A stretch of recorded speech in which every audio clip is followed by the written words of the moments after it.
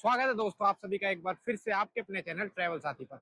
मैं हूं अभी फिलहाल दिल्ली में। दिल्ली कैंट रेलवे स्टेशन मेरे पीछे ही है और आज मैं आपको दिखाने वाला हूं दिल्ली। जी हां, कैपिटल, भारत की कैपिटल दिल्ली। उससे पहले मैं आप लोगों के लिए एक सवाल छोड़ जाता हूं कि भारत की कैपिटल जो दिल्ली है, इसको राजधानी किस सन में बनाया गया था और इससे पहले भारत की कौन सी राजधानी थी? इसका जवाब आप लोग अपने कमेंट सेक्शन में दे देना।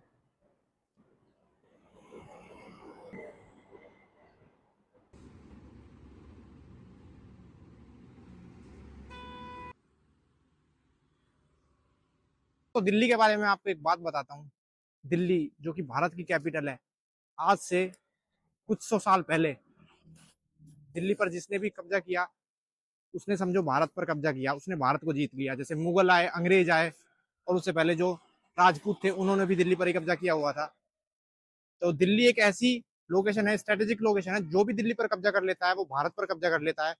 अब बात युद्ध की हो रही है, तो युद्ध से रिलेटेड मैं आपको लेकर आया हूँ एक ऐसी जगह पर जहां पर दिल्ली वाले नहीं जानते, या और भी जो लोग आते हैं वो नहीं जानते इस जगह को। यह है एयरफोर्स म्यूजियम, जहां पर आप सभी को और मुझे भी देखने को मिलने वाले हैं और ऐसे एयरक्राफ्ट जो कि यूज हुए हैं वॉर में, इंडिया पाकिस्तान की वॉर में भी, और पाकिस्तान के भी हमको यहाँ पर टैंक देखने को मिलेंगे।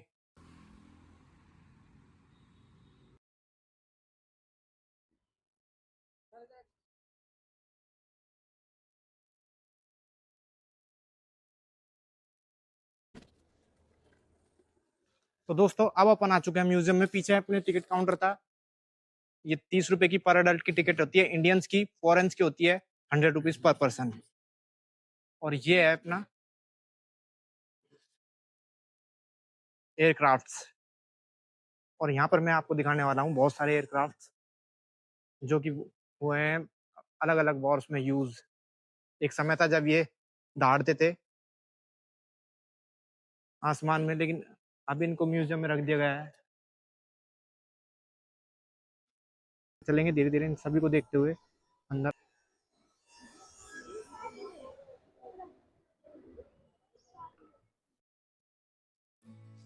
और इनके साथ ही रखे हैं, इनमें ये क्या थोड़े जंग खाए हुए हैं, इनमें काम भी चलता रहता है।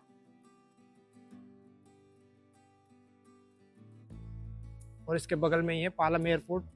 पालम एयरपोर्ट के बिल्कुल पास में ही है इंडियन एयरफोर्स म्यूजियम, जो कि बहुत सारे दिल्ली वाले लोगों को या इंडियन लोगों को भी नहीं पता होगा। उन लोगों के लिए आज मैं कवर करने आया हूँ यहाँ पर ये म्यूजियम। और ये सब असली एयरक्राफ्ट्स हैं जो कि म्यूजियम के तौर पर आप सबको दिखाने के लिए यहाँ पर रख दिए गए हैं।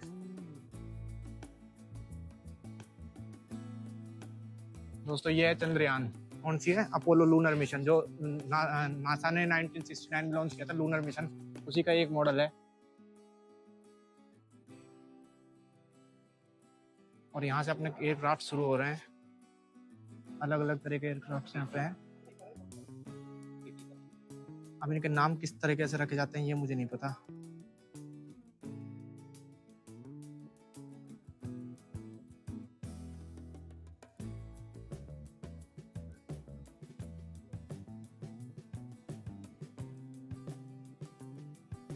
यहाँ पर काम चल रहा है इस वाले एयरक्राफ्ट पर फ्लाइंग।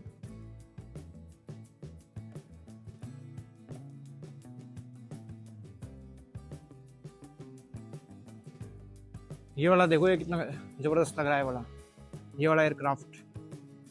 और इसी के बराबर में ये है, इसका नाम है मिस्टर MK-4A।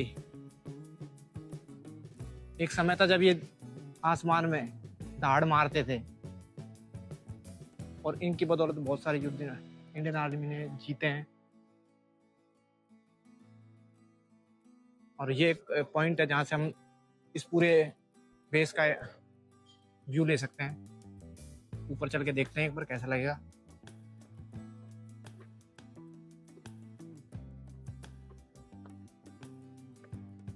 तो यहाँ पर चढ़ के आप एक बार पूरा देख सकते हैं वहां से ये एयरक्राफ्ट्स, पूरे इसमें एयरक्राफ्ट हैं।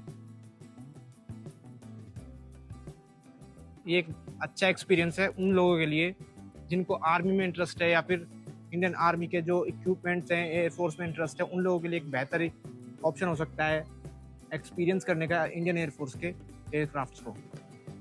यहाँ पर कुछ गैलरी, आर्ट गैलरी इन एयरक्राफ्ट्स के बारे में और उन लोगों के बारे में जिन्होंने अलग अलग वॉर में इन एयरक्राफ्ट्स को यूज किया।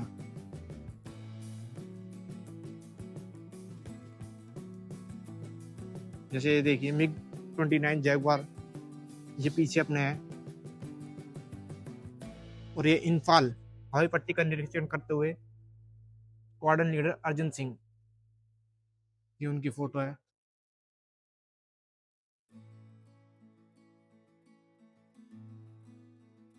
और ये पूरी उसी गैलरी की फोटो है। वहां पर एक सेना का जवान खड़ा हुआ है, मॉडल बना के उसको खड़ा किया हुआ है।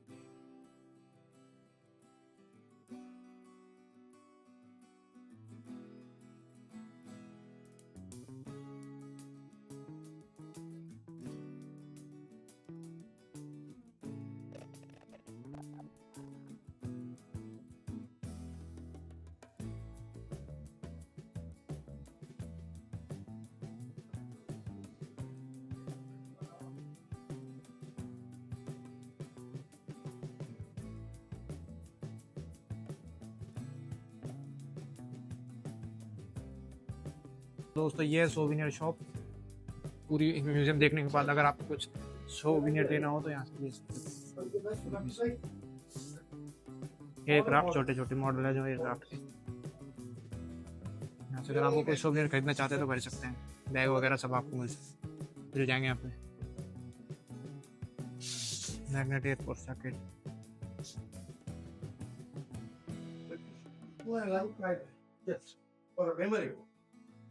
ये पाकिस्तान से ऑक्यूपाइड करे थे जब 1971 की वॉर हुई थी के बाद। ये गाड़ी है जो ये टैंक है सब पाकिस्तान के हैं।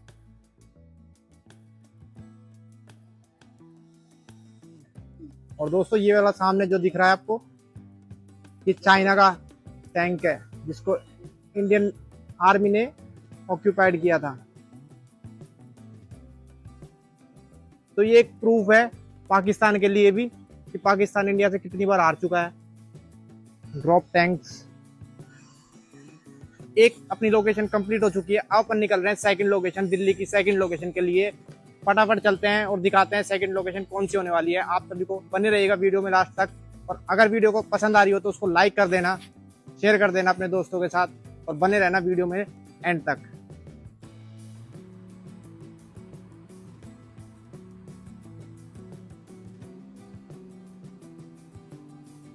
तो दोस्तों अब अपन आ चुके हैं लोटस टेम्पल में, कालका जी जिसके नियरेस्ट मेट्रो स्टेशन है। और यहाँ पर आज भीड़ देखो कितनी ज्यादा है, बाहर लाइन लग रही है बहुत जबरदस्त तरीके से। हम तो लाइन को क्रॉस करके बाहर आ गए थे, लेकिन आज महाशिवरात्रि है इसलिए यहाँ पर भीड़ भी ज्यादा है। वो देखो,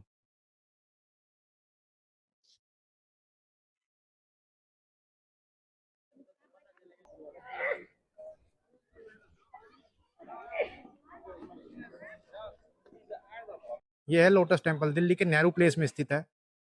और 14 दिसंबर 1986 को इसका उद्घाटन कर इसको लोगों के लिए खोल दिया गया था। इसमें 27 ऐसे पंखुड़ियां हैं संगमरमर की जो बनी हुई हैं। और ये एक ऑस्ट्रेलिया में भी इसी तरह का एक ओपेरा हाउस है, उसी की कॉपी है ये।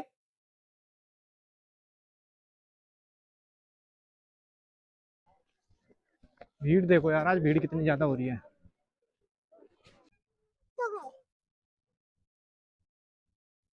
और अभी बजे हुए हैं दिन के लगभग 12:30 और ये अपना सेकंड प्लेस है। इसके बाद अपन चलने वाले हैं हुमायूं स्टॉम। हुमायूं स्टॉम के बारे में आपको बहुत अच्छे से डिटेल में बताने वाला हूँ आज, लेकिन फिलहाल देखते हैं इस लोटस टेम्पल को अंदर से। आप सभी लोग जूते चप्पल खोल के थैले में लेके आगे बढ़ेंगे, साथ में कैरी लाइन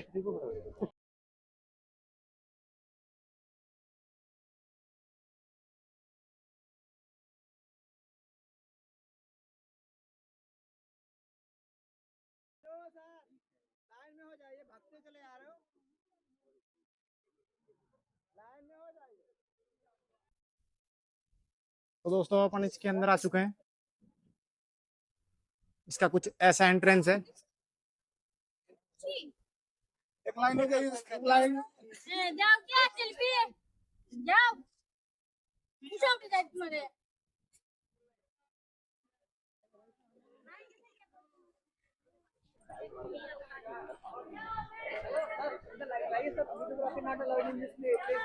और ये कुछ बाहर का यहाँ पे व्यू है इस जगह का। लोटस टेम्पल जो कि ऑस्ट्रेलिया में ओपेरा हाउस की तर्ज पर बना हुआ 27 संगमरमर की ऐसी पंखुड़ियां इसमें बनी हुई हैं।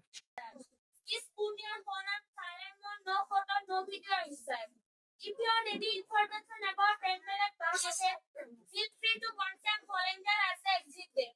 If you want further information about Temple visit information center right in front of the temple. Once again, welcome to the Bahai House.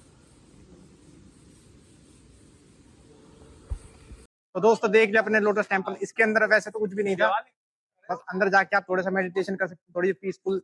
अगर आपका माइंड थोड़ा पीस करना है तो अंदर जाके थोड़ी देर बैठ सकते हो, बस इसके अंदर यही था। लेकिन अंदर से इसका आर्किटेक्चर बहुत ज्यादा बढ़िया था। अंदर से इसका आर्किटेक्चर, बाहर से भी आप देख, इसका आर्किटेक्चर बाहर से बहुत ज्यादा सुंदर ही है। और आज भीड़ भी बहुत है।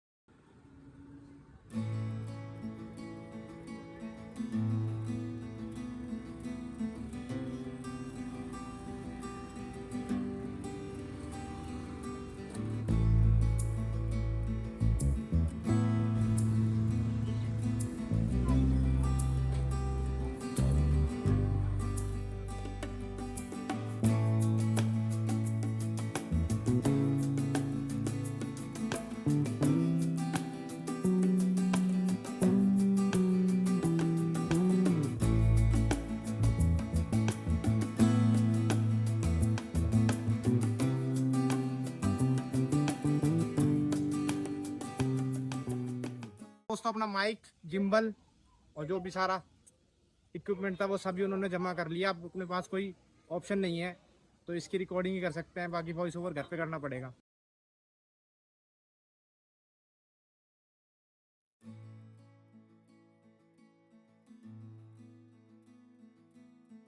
दोस्तों आने वाले कुछ मिनटों में मैं आपको हुमायूं के मकबरे के बारे में कुछ ऐसी दिलचस्प बातें बताने जा रहा हूँ जो आपको बहुत ज़्यादा रोमांचित करने वाली हैं। दिल्ली की शोर शराबे वाली गलियों के बीच एक ऐसी जगह है जहाँ लाल पत्थरों से बनी एक आलीशान इमारत सिर्फ पत्थरों का ढांचा नहीं बल्कि मुगल सल्तनत की एक शान है। इसे लोग ताजमहल का प्रोटोटाइप यानी ब्लूप्रिंट भी कहते हैं। असल में यह एक मुगल वास्तुकला की क्रांति की शुरुआत है। आज हम खोलेंगे हुमायूं के मकबरे के वो पन्ने जिनके बारे में इतिहास में बहुत कम लिखा गया है। और इस सब की शुरुआत हुमायूं की मौत के बाद 1556 के बाद शुरू हुई। हाजी बेगम जो हुमायूं की याद में कुछ ऐसा बनाना चाहती थी जो दुनिया ने पहले कभी देखा ना हो। और इंटरेस्टिंग बात यह है कि इसके निर्माण के लिए इराक यानी पर्शिया से वहाँ के मशहूर आर्किटेक्चर मिराक मिर्जा की याद को बुलाया गया। और यही रीज़न है कि इस इमारत को भारतीय और फारसी शैली का एक मिश्रण माना जाता है। अब बात करते हैं इस इमारत की 3 ऐसी बातें जो दुनिया में इसको सबसे अलग बनाती हैं। पहली, डबल डोम यानी दोहरा गुंबद। हुमायूं के मकबरे में पहली बार डबल डोम तकनीक का इस्तेमाल हुआ, यानी बाहर से गुंबद बहुत ऊंचा दिखेगा लेकिन अंदर से इसकी छत नीची और संतुलित है ताकि आवाज़ न गूंजे। दूसरी, 4 बाग शैली। मुगलों में जन्नत का तवस्सुर यानी कल्पना बागों के रूप में की जाती है। यह भारत का पहला गार्डन टाउन था जहाँ पानी की छोटी नहरें चारों दिशाओं में बहती हैं और कुरान में बताए गए जन्नत के बगीचों को दर्शाती है। और तीसरी, लाल और सफ़ेद का संगम। पहली बार लाल और पलुआ पत्थर के साथ इतने बड़े पैमाने पर सफ़ेद संगमरमर का इस्तेमाल किया गया जिसने आगे चलकर ताजमहल के लिए रास्ता दिखाया। और अगर आप मुख्य हॉल से निकलकर आसपास के कमरों में देखोगे तो आपको अनगिनत कब्रें मिलेंगी। इस कॉम्प्लेक्स में 150 से ज़्यादा मुगल शहजादों और रानियों को दफनाया, इसलिए इतिहासकार इसे मुगल चयन कक्ष यानी डॉर्मेट्री ऑफ मुगल्स कहते हैं। और इसी जगह मुग़ल इतिहास का सबसे दुखद अंत भी छिपा है। इसी जगह पर मुग़ल बादशाह दारा शिकोह की कब्र है, जिसे उसके भाई औरंगज़ेब ने कत्ल करवा दिया। और 1857 की क्रांति के दौरान आखिरी मुग़ल बादशाह बहादुर शाह जफ़र को भी अंग्रेज़ों ने यहीं से गिरफ्तार किया था। ज़्यादातर लोग हुमायूं का मकबरा देखने चले आते हैं, लेकिन उसी गेट के पास ईसा खान नियाजी का भी मकबरा है। हैरान करने वाली बात यह है कि हुमायूं के मकबरे से भी 20 साल पुराना और इसकी बनावट अष्टकोणीय ऑक्टेनैगल है, जो कि लोधी शासनकाल की याद दिलाती है। हुमायूं का मकबरा सिर्फ एक कब्रगाह नहीं, यह उस दौर का गवाह है जब मुग़ल साम्राज्य अपनी जड़ें जमा रहा था। यह खूबसूरती और उदासी का एक ऐसा मेल है जिसे शब्दों से बयान करना मुश्किल है। अगली बार जब आप दिल्ली आएँ तो यहाँ पर ज़रूर आएँ, इसकी दीवारों को महसूस कीजिएगा। यहाँ हर पत्थर एक कहानी सुनाएगा। ऐसी ही इंटरेस्टिंग और फैक्चुअल वीडियोस को देखने के लिए चैनल को फॉलो कर लें, इंस्टाग्राम पर और यूट्यूब पर सब्सक्राइब करें, अपने फ्रेंड्स और फैमिली के साथ शेयर करें और लाइक सपोर्ट बनाए रखें।